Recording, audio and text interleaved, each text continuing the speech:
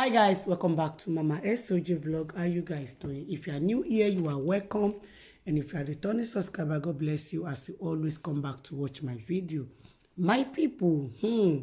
Muslim people don't finally come outside, gather together to show their support and care to Sunday Igboho, the way they say love Sunday Igboho because of what Sunday Igboho don't do that before they arrest him.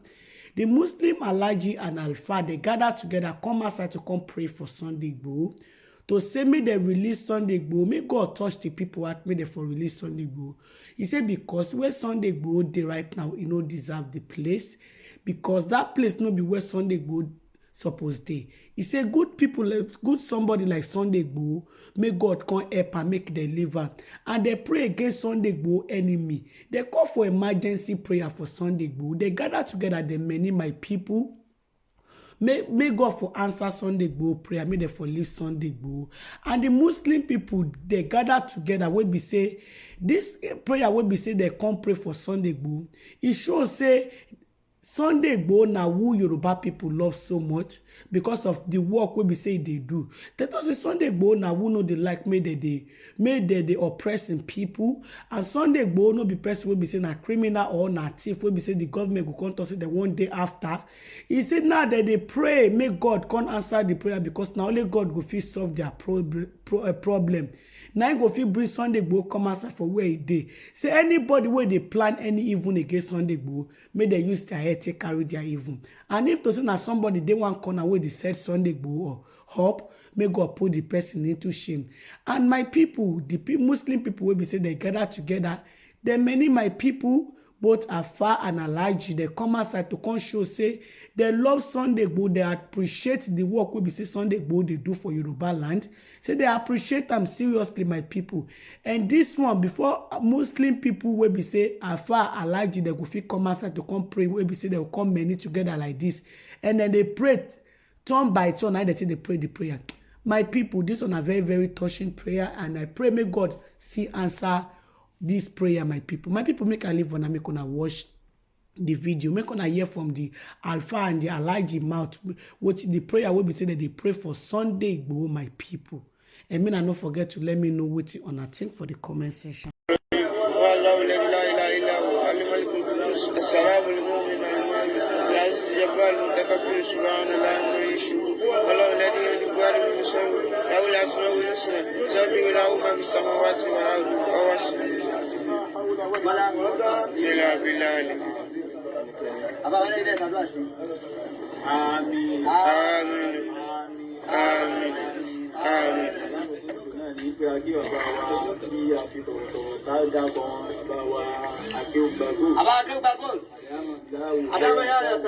Abonti ani iza akirama rahmanu togi ìjọba àsìkò abuda hu yisi wala yakidira al maluki yawma yunubu e aba rí àwọn àfáà àwọn tó jẹ́ pé Ọlọ́run ròyìn wọn nínú Al-Qur'an irú wọn àpẹẹrẹ wọn na jókòó yìí wọ́n ṣe nte yan kan máa sọ̀rọ̀ tí ó kàn máa sọ wátawàtá wájú wọn Ọlọ́run bá tó ròyìn yín nínú Al-Qur'an yìí pé ala inna awliya Allahi la khawfun alayhim wa la hum yahzanun. Àpẹẹrẹ wọn àwọn náà jókòó yìí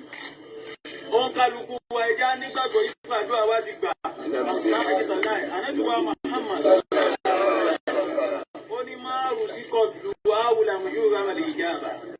ànábìwá Muhammad ní ẹ̀ta bá ti lè fi àdúrà rọ̀ lọ́rùn tó bá ti lè jókòó rẹ̀ kó fẹ́ náà lórí nǹkan kankan tó ń tọ̀ mọ́ ṣe yè méjì àwọn yóò rámà lè ìjàmbá ìbí Ọlọ́run bá mo ti gbàdúrà tó ṣe nítorí pé àdúrà náà ṣe fún bàbá wa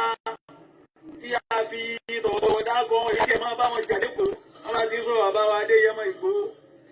ìní ẹ tí yóò bá ti súnmọ́ ni kò lè máa ṣe ẹni. Ọlọ́run ìmọ́lẹ̀ wà ní ọlọ́mọdé owó níjẹ́ táwa náà ti ń bọ̀ nínú ayé láti máa gbọ́ kéwú yín tínú wá sì máa dùn pé àáfàá lélẹ́yìí tó ṣe fi tọrọ tó fi wá látàdà tó fi wá dòní ilẹ̀ tí wá ń gbá ìjà mu táyé ó fi di ayé tí è dọ̀la ọlọ́mọdé lọlẹ̀ láyé lára wọn àfáà àtẹ̀yìn bá sàdúrà owó fún yọmọ yóò wù báyìí tẹ bá sàdúrà ọmọ fún yọmọ wù yín báyìí gbogbo tẹ ẹ sàdúrà fún láyé yọkàn máa wù yín báyìí ni lọ́tẹ̀ bá ti wá débi àpàdà sí ibú yọkàn máa sàmì ni kódà lẹ́yìn bá débi àpàdà sí ibú yóò tọ̀ ti sògùn owó nù tó torí wọ́n padà sí kò sẹ́ tí ò lè kàn ẹ̀ ń bá sí bẹ́ẹ̀ báyìí ṣe ga tó ń là padà sí bó ṣe máa bá ga bọ́ ọ bá kúrú àpadà sí ṣe déédéé rẹ pẹ̀lú kúkúrú rẹ bọ́ ọ bá ga bó ṣe ga bọ́lá àwọn ọba wúrà bó ṣe ní mọ̀ tó tọ́jú àfa àgbà tó bọ́lá àwọn ọba wúrà àdánwò kàn bàbá wa àgbà akéwàgbà góòdì ọlọ́mọdé ẹ̀ mọ̀ padà sí ilé èyí tẹ́ ẹ ṣe fún wa tẹ́ ẹ gbé wá tẹ́ ẹ ti ń gbé bọ̀ láti ẹ̀wọ̀n tẹ́lẹ̀tẹ́lẹ̀ èyí tẹ́ ẹ tó wá ṣe yìí ojú oyé wa wípé ntẹ́ ẹ ṣe kìí ṣe ojú ayé lásán ẹ ń ṣe nítorí kí lẹ fẹ́ gbà ní ìsìn kò sí nǹkan tí kálukú fẹ́ gbà ṣùgbọ́n bí kálukú ṣe ń ṣe yìí a ṣe nítorí wípé a fẹ́ gbẹ̀san iwájú ọlọ́run èyí tó wá wù wá jù ó ní wípé àníṣe ń ta àti torí ẹ̀gbẹ́ lọ́rùn rẹ̀ yìí lórí ọ̀rọ̀ Sunday Igboho ẹ sọ̀rọ̀ ní ìsìn ẹni bọ́lọ́ ń bá mú òjò yìí tó bá rọ̀ ó ní tó fẹ́ fi ṣe bí ọ̀bádẹ̀ tó rọ̀ ó tó ní tó fẹ́ fi ṣe ọ̀dà ń gbà náà àwa bẹ̀rẹ̀ àdúrà ó ti jẹ́ pé àsìkò tá a fẹ́ ṣàdúrà lọ́rọ̀ ara ṣe kí ni lọ́rọ̀ ara mú géṣù wá ọlọ́run mú ẹ̀sùjò wá kí ló dé tí ò ti mú wá ṣáájú tẹ́lẹ̀ a jẹ́ kí ọlọ́run fẹ́ fi àdúrà tá a ṣe láàárọ̀ yìí tẹ́ ẹ ṣáájú wa tẹ́ ẹ ní ká máa tẹ̀lé yìí ọlọ́run ní tó fẹ́ fi ṣe ni ọba tó wá ní tó fẹ́ fi ṣe ọba àjọ akẹ́kọ̀ọ́ góòdì ẹ̀ ní jẹni àná o ọ̀nà mẹ́ta ni sálíbù fi mọ́ báyàn sálíbù tàkọ́tù yìí ń bẹ sálíbù tàákùrì ń bẹ sálíbù tàwákùfì ń bẹ tí wọ́n bá mú yàn wọ́n máa mú yàn tí wọ́n kàn dáyàn dúró sínú ayé ọba àjọ akẹ́kọ̀ọ́ góòdì ẹ̀ ní dúró sójú kan náà sálíbù tàákùrì ń bẹ tí wọ́n fi mú yàn tí wọ́n sọ pé bí tó dé ní wọ́n yá máa sún ẹ̀yìn ọwọ́ àjọ akẹ́kọ̀ọ́ góòdì ẹ̀ ní dẹni ànásẹ̀ sálíbù tàkọ́tù yìí ń bẹ tọ́jẹ́ pé wọ́n fi mú yàn ìpè àníṣe gbogbo tó ní inú ayé tẹ́lẹ̀ tó ti ṣe wàhálà tán tó ti ní lórí tẹ́lẹ̀ gbogbo ọ̀tọ́ ọmọ lójú ọlọ́run kò ní kàn yín bàbá o ọlọ́run ní jọ́ kàn yín o ọlọ́run ní jọ́ kàn yín o ọlá ìní kú ọlọ́run ọba ọlá hajj ọlá akọ̀jú ọlọ́run láhàúlà wà láàkú wátà ẹrú rẹ Sunday Igboho Adéyẹmọ Àdìsá ọmọ Adéyẹmọ àmọ̀bẹ̀wọ̀ ọlọ́run ètò rẹ ọlọ́run lórí rẹ̀ ìwọ lọmọ bó o ṣe mú débi tó déjú òun ó sì ní tó fẹ́ fàyọ lò tó fi jẹ́ pò ń lọ lọ rèé fàyọ wá púpọ̀ ní kọ́ máa jìjàgbara lórí ọ̀rọ̀ ké oko ẹrú tá a wà kí gbogbo wọn kú òun bẹ̀. ó ti jẹ́ pé Sunday Igboho ti tiwa ìlọlọ́run lọ rèé fàyọ tí ọ̀fẹ́ lòmíì yọ ìwọ ọlọ́run tó mọ̀ yìí kó fẹ́ ṣàánú Yorùbá tó fi lọ rèé tó lọ fi yọ Sunday Igboho wa ọlọ́run ò bá wa yọ kúrò níbi tó wà yìí. gbogbo yíjú àwọn tí wọ́n bá wa ṣe sábàbí wípé kí Sunday Igboho kọ́mọ́ fi kú ọbẹ̀ ọlọ́run kúlámà àwòkọ́dún náírà lílẹ̀ àdúgbò kúlámà àwòkọ́dún náírà lílẹ̀ àdúgbò kúlámà àwòkọ́dún náírà lílẹ̀ àdúgbò gbogbo ìgbà tí wọ́n ti fẹ́ máa kó náà rẹ̀ ọlọ́run bá lu náà bá ọlọ́run bá wa mú Sunday Igboho bá wa mú jáde kúrò lálàáfíà kó o jẹ́ kí èròǹgbà àti tiwa àti tiẹ̀ ọlọ́run jó sẹ́ àtòun ní àti àwọn tí wọ́n wà ní àhámọ́ DSS ọlọ́run bá wa fà wọn náà yọ jáde ọmọ àlè ni yóò padà rí àyè tí Sunday Igboho wà àti ipò táwọn bí wọ́n ṣe wá síbi ìjọsìn tí wọ́n kọ́ àwọn èèyàn wa lọ ni yóò máa dóná àbí yóò máa sùn lásán ẹni bá ń jẹ nínú ọlá Sunday Igboho tí ń jẹun nínú ọlá rẹ̀ tí ń mu nínú omi rẹ̀ ó dà kọ́ má ju ìkẹ́ kan lọ kò gbọ́dọ̀ dùnnú sí bí Sunday Igboho ṣe wà yẹn pé kó ṣàṣẹ kí ni kó máa bọ̀ wá sí Nàìjíríà torí pé bí wọ́n bá dé síbí yìí ní ìsìn gbogbo wa náà la mọ̀ pé nǹkan mi ò ṣẹlẹ̀ àwa fẹ́ kí wàhálà ṣẹlẹ̀ lórí ọ̀rọ̀ Sunday Igboho Ọlọ́run bá wa mú jáde Ọlọ́run bá wa mú jáde pẹ̀lú rọrùn àtàwọn tí wọ́n wà níbi tí wọ́n wà náà nínú àhámọ́ náà Ọlọ́run dákun yẹn bó wa mú wọn jáde Bismillahir Rahmanir Rahim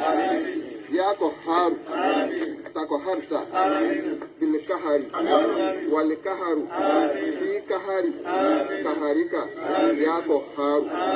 lẹ́sẹ̀ bàbá àgbà akẹ́gbà gòkè àti gbogbo àwọn àfáà àti ọ̀nbẹ́lẹ̀ ẹjẹ́ àjọ wípé ya Qahhar takoharita bilkahari walkaharu fi kahari kaharika ya Qahhar يا قهار تقهرت بالقهر والقهر في قهرك يا قهار tó sì kẹta tájọ wí gbogbo wa náà kájọ wí kan kájọ sọ tá a fẹ́rẹ́ lọ́wọ́ Sunday Igboho jẹun jàpọ̀lẹ́ kan náà láàrin ìṣẹ́jú kan.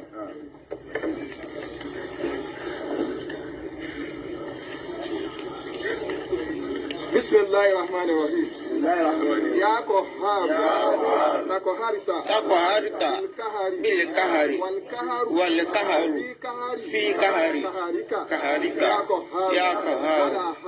Wala hawla wala quwwata illa bika. Ya Arhamar Rahim.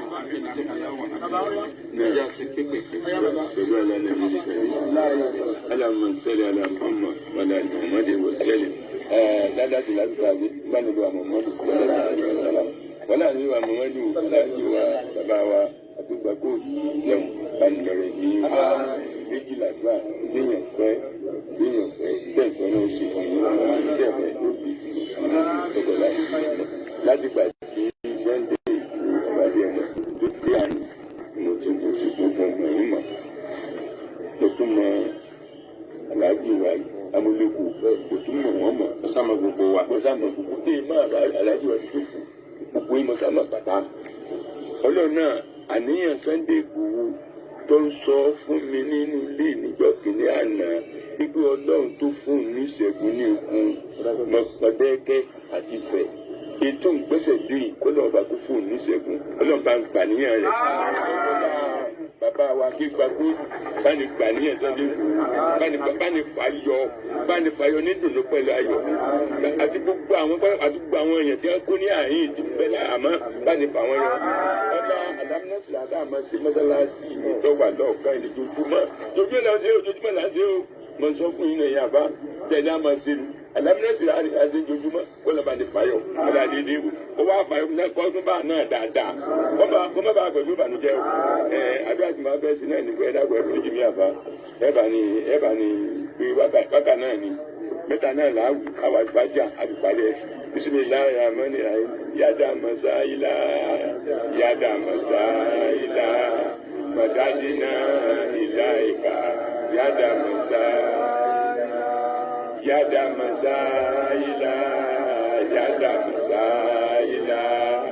madadina ilaika yada masaila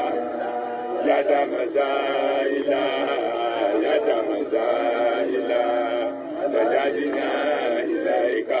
يا دام الزائد الفاتحة بسم الله الرحمن الرحيم الحمد لله رب العالمين الرحمن الرحيم مالك يوم الدين إياك نعبد وإياك نستعين اهدنا الصراط المستقيم صراط الذين أنعمت عليهم غير المغضوب عليهم ولا الضالين آمين.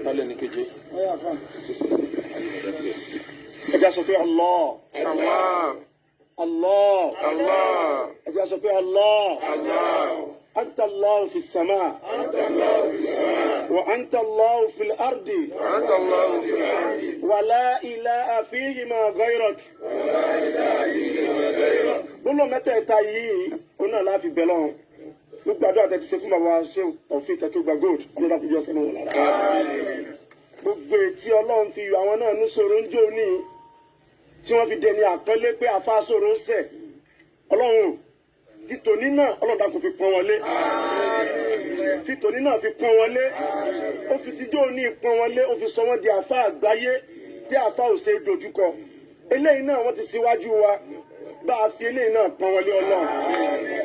etí wọ́n á ṣe yìí ọlọ́dà kò má fi dá sọ̀rọ̀ padà sọ́dọ̀ ẹnì kọ̀ọ̀kan wa wọ́n fi dá sọ̀rọ̀ padà sọ́dọ̀ ẹnì kọ̀ọ̀kan wa ọláìpẹ́ méjì rẹ̀ Ọlọ́run Sunday Igboho ọmọ Adéyẹmọ Ọlọ́run o sánmà débi tó wà ilẹ̀ débi tó wà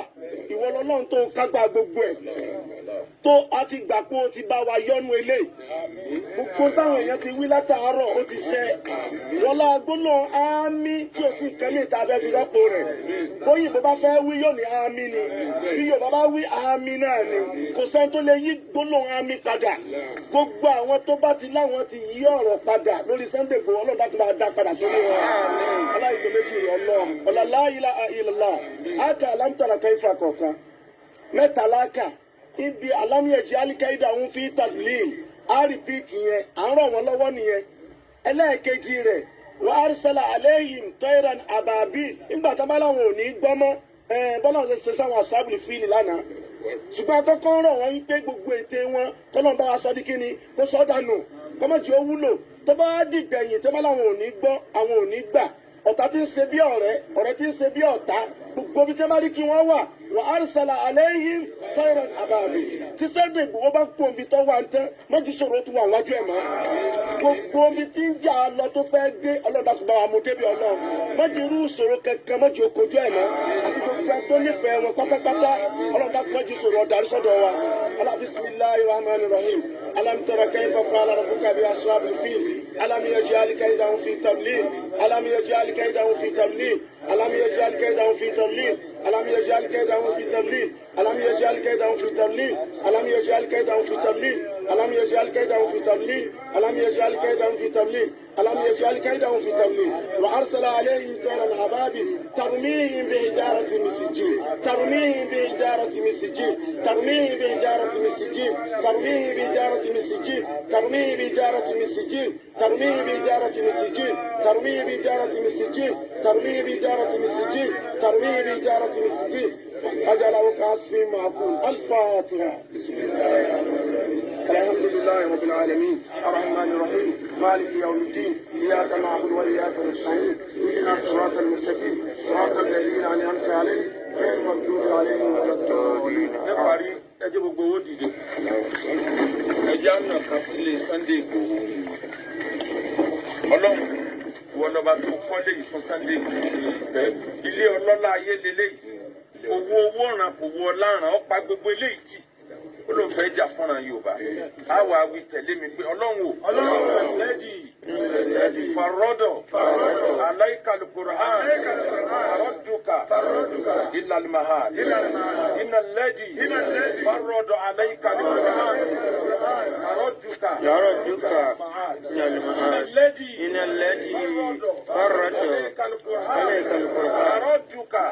ìlàlùmáhà da Sunday Igboho padà sínú ilé ìkọ́lá wọ́n ṣe lé ìnílé tí wọ́n lùtà nígbà wọ́n ṣe lé ìnílé tí ìjọba gbẹ́sẹ̀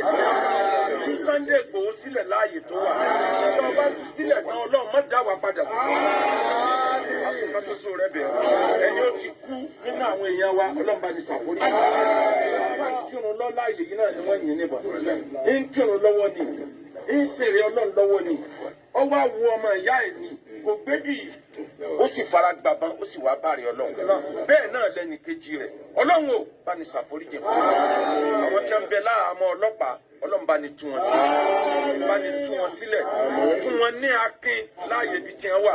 fún wọn ní sùúrù láàyè sùúrù fún wọn lákin láàyè akin fún wọn lọ́rọ̀ sọ láàrin ọláyè ọba tí tú ẹ̀dá lẹ́nu sùúrù bá ní tú ilẹ̀ Yorùbá lápapọ̀ Ọlọ́run má jẹ́ kó bàjẹ́.